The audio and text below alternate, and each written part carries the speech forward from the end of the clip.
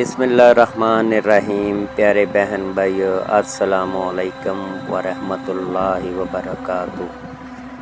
हर नमाज में सबसे पहले अपने वालिदैन के लिए दुआ मांगें, चाहे वो ज़िंदा हों या फौत हो गए हों, क्योंकि अल्लाह ताला के पास आपके लिए इनकी दुआएं तब से जमा हो रही होती हैं जब से आप पैदा हुए हैं। ऐ मेरे रब,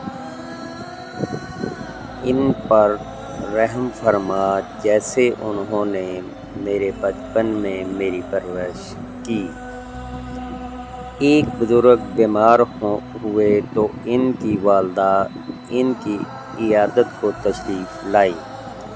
वो बुज़ुर्ग अपनी वालिदा की आमद का सुनकर हशाश बशाश होकर उठे और वालिदा के सर का और पाँव का बोसा लिया। अपनी हालत का अदराक इनको ना होने दिया और नहायत चुस्ती की हालत में बैठकर वालिदा से बातचीत करते रहे, मगर यूं ही वालिदा घर से रुखसत हुई, ये तकलीफ़ की वजह से बिस्तर पर गिर पड़े और इन पर गशी तारी हो गई। जब होश आया तो अहले खाना ने पूछा कि आपने इस तरह अपने आप को मुशक्क़त में क्यों डाला, तो फरमाने लगे कि बच्चे की हर हाय और दर्द भरी आवाज़ वालिदैन के दिल में ज़ख्म कर देती है। मैं अपनी वालिदा को इस अज़ाब से नहीं गुजारना चाहता था।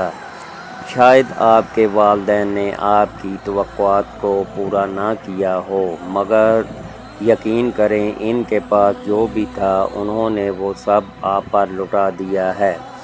जब हम ज़िंदगी की रौनकों में मशगूल होते हैं तो भले वालिदैन को भूल जाएं, लेकिन दुख में सबसे पहले वही याद आते हैं। वालिदैन की कदर करो, ये वो दरख्त है जो उखड़ जाए तो फिर कभी नहीं लगता।